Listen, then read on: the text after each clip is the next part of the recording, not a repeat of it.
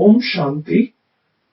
आज हम दादी प्रकाश मणि जी की क्लास ज्ञान सरिता 1994 की किताब से पढ़ते हैं। इस क्लास का टाइटल है बुद्धि को ज्ञान की गहराई में ले जाने का तरीका। पहला पॉइंट है, दादी जी कहती हैं, ज्ञान की गहराई में जाने के लिए मनन शक्ति की आवश्यकता है। मनन शक्ति कैसे बढ़े, उसका आधार क्या है? आप यह तो जानते हैं कि तालाब का थोड़ा पानी हमें गहराई में नहीं ले जाएगा। उसमें कूदेंगे तो भी गहराई में नहीं जा सकेंगे। उसमें सिर्फ स्नान तक मजा आता है।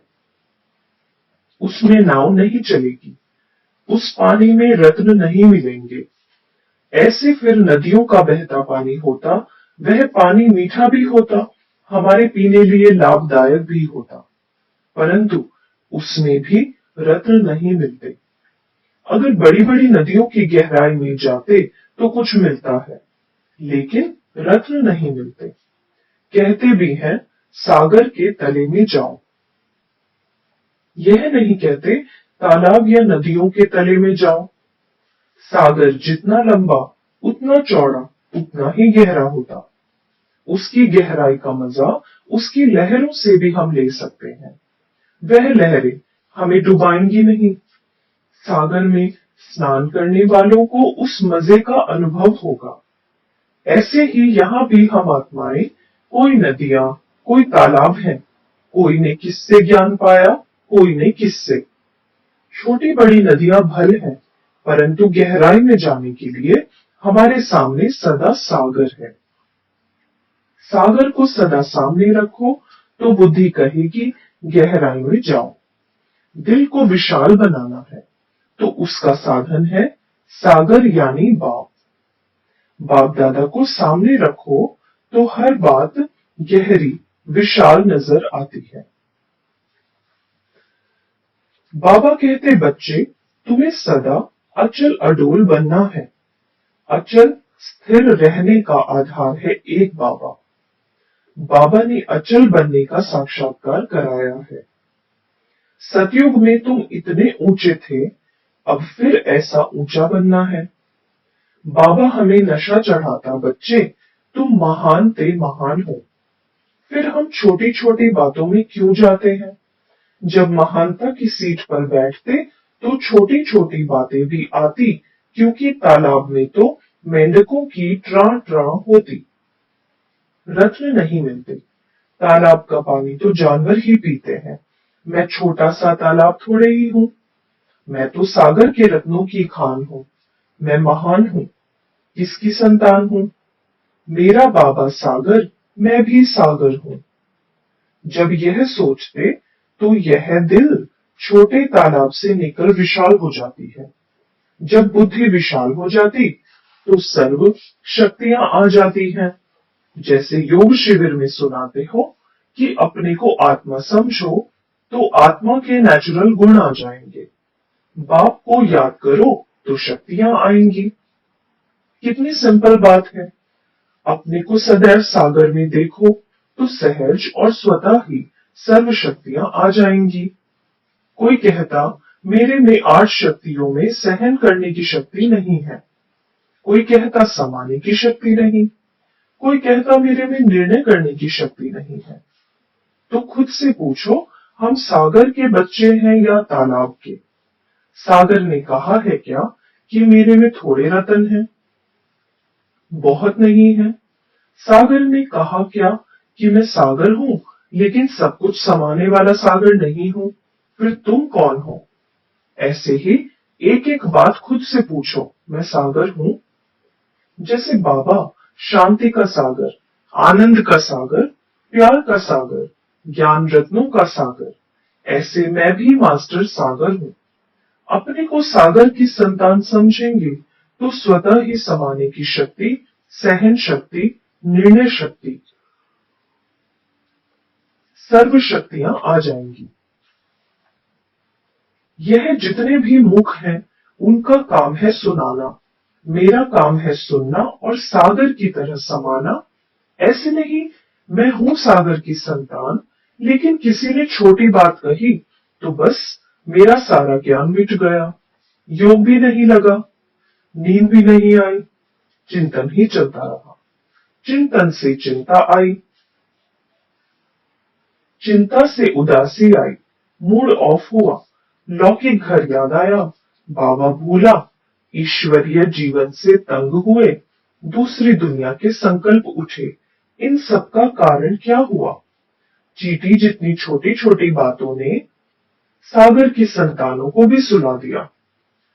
हर छोटी बड़ी बात के लिए स्वयं में अष्ट शक्तियां चाहिए। किसी भी बात के पहले निर्णय करना है, फिर सामना करने की शक्ति, सहन करने की शक्ति, समाने की शक्ति स्वतः सहज आ जाएगी। निर्णय शक्ति नहीं तो अवस्था डगमग रहेगी। हमारे निश्चय का आधार है बाबा। उस पर अटल रहें तो छोटी बात भी हिला नहीं सकती है। इसलिए सदैव अपने को सागर में देखो। दुनिया तो है ही असार संसार, ईश्वरीय परिवार भी संसार है। सबके स्वभाव संस्कार अपने अपने हैं। संस्कार माना ही असार। देवताओं के गुण वर्णन होते, संस्कार नहीं। संस्कारों की ठक ठक होती रहेगी। फाउंडेशन मजबूत है तो हिलेंगे नहीं। फाउंडेशन है बाबा, उसके तले में रहो तो असार संसार कुछ नहीं करेगा। जितनी मेरी स्थिति ऊंची होगी, उतना याद की यात्रा का रस भी बड़ा स्वीट होगा। जब हमारे बुद्धि की लगन बाबा से है, याद की हमें आकर्षण है, तो बाबा से हमें लाइट मिलती है। यह लाइट आत्मा से खारेपन के संस्कारों को मिटाकर मीठा दिव्य गुण संपन्न बनाती है। जितनी जितनी मेरी मनसा बाबा में, सागर में होती, उतना संस्कार, स्वभाव, कड़वापन खत्म होता जाता है। मैं आत्मा स्वीट मणि जैसी होती जाती हूँ। कई बार मैं खुद को देखती हूँ, मेरी आत्मा मेरे सामने है। जहां बाबा की आत्मा, वही बाजू में मेरी आत्मा। फिर बैठ भेंट करती। दोनों में कितना फर्क है। फिर बाबा कहता, बच्ची जैसा मैं वैसी तुम मेरे समान हो। जैसे मैं साफ स्वच्छ ऊंच, वैसे तुम हो। बाकी तो अंतिम जन्म के हिसाब किताब चुप हो रहे हैं। आप सदा ऊपर रहो तो ये बातें, वो बातें सब समाप्त हो जाएंगी। बातें माना ही इवेंट्स, श्रीमत माना ही श्रेष्ठ ज्ञान। कभी कभी बाबा कहता, बच्चे अलबेलेपन में ना रहो। जिसे पढ़ाई की लगन होती, वो रात को लालटेन में भी पढ़ते हैं। बाबा कहते, जिन सोया तिन खोया। तो मैं अलबेली क्यों रहूं? कई बार मैं सोचती हूँ, यह ज्ञान में क्यों आई। ज्ञान अच्छा लगा, बहनें अच्छी लगी, जीवन अच्छी लगी, औरों को ज्ञान सुनाना अच्छा लगा। मैं कहती, बाबा मेरे जिगर में कहां तक अच्छा लगता। यदि अपनी स्थिति अचल बनानी है तो देखो बाबा, मुझे कितना अच्छा लगता है।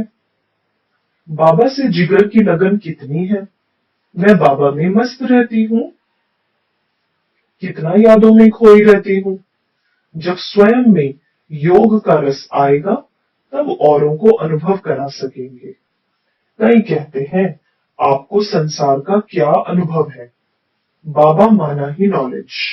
बाबा मिला तो सारी नॉलेज मिल गई। बाबा कहते, अपने अंदर इतना ज्ञान होना चाहिए जो किसी को अच्छी तरह समझा सको।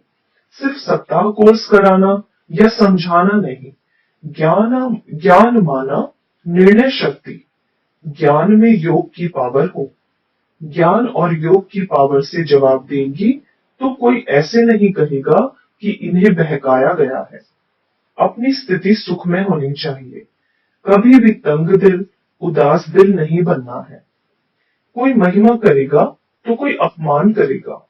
तो कई कहते हैं कि झूठी बात से मुझे चिढ़ आती है, लेकिन जीवन माना ही सेकंड सेकंड टक्करों से टकराना। जैसे सागर माना लहरें। कई कहते हैं टक्कर आए ही नहीं, परंतु बाबा कहते हैं टक्कर आएगी जरूर। कभी भी हलचल हो तो उसका सहज साधन है बाबा से बातें करो। बाबा शक्ति देगा, हलचल खत्म हो जाएगी। आज के भक्त भी मूर्ति के आगे जाकर सच बोलेंगे। यहाँ भी बाबा का कमरा है, कोई बात है तो बाबा के सामने जाओ, 3 मिनट में बुद्धि फ्रेश हो जाएगी। बाबा का कमरा जादू की नगरी है। बाबा से जजमेंट लो। कभी कोई कहते मैं क्या करूं, मेरे दिल कमजोर है। अपने कमजोर कदम लेकर बाबा के पास जाओ। बाबा आपे ही कदमों में बल भर देगा। बात आई और गई। दूसरा, देखना चाहिए मेरे अंदर जिगर में खुशी है। तीसरा, एक दो का आधार लेकर चलना बिल्कुल गलत है। हमें साथी चाहिए, सहयोग चाहिए, मदद चाहिए। नहीं, मैं आत्मा इंडिपेंडेंट हूँ, बाबा के ऊपर डिपेंड करो। आत्मा पर डिपेंड करने से बैलेंस बिगड़ जाता है। चौथा, आधा घंटा मैं बाबा की याद में बैठी तो देखना है अपनी सिरिंज में दवा भरी या ऐसे ही बैठी रही। योग माना कोई ना कोई विशेष शक्ति भरकर उठना। कभी आनंद का रस भर जाता, कभी किसको योग का दान देती हूँ तो याद के साथ साथ ज्ञान, प्रेम, शक्ति, शांति का अनुभव लेकर उठती या झुटके आते रहते हैं। बाबा चुंबक है, उसकी आकर्षण में बैठना है, मजबूरी से नहीं। कई कहते हैं सर्विस के लिए मेरी बड़ी दिल होती है, परंतु पावन बनने का भी जिगर में आता है। सेवा और शक्ति दोनों का बैलेंस बराबर हो। सर्विस के लिए उमंग है, उल्लास है, प्लान है, तो मैं क्यों कहूं ना करो। मैं कहती हूं अपने अंदर में शक्ति होनी चाहिए। कहते हैं खाली मन शैतान का डेरा। खाली रहेंगे तो व्यर्थ संकल्प चलेंगे, परंतु बिजी रहने के साथ अपने में पावन बनने का संकल्प जरूर होना चाहिए। सबसे सहज पुरुषार्थ है अपने को सदा बाबा के आगे रखो। आधार बाबा है तो कभी फंसेंगे नहीं, किसके गुणों पर मोहित नहीं होंगे। स्वयं में सर्व शक्तियां आ जाएंगी। शिव बाबा तो है ही, लेकिन ब्रह्मा बाबा को भी सामने रखो तो सब बातें खत्म हो जाएंगी और अंदर उमंग उल्लास आ ही जाएगा। अच्छा, ओम शांति।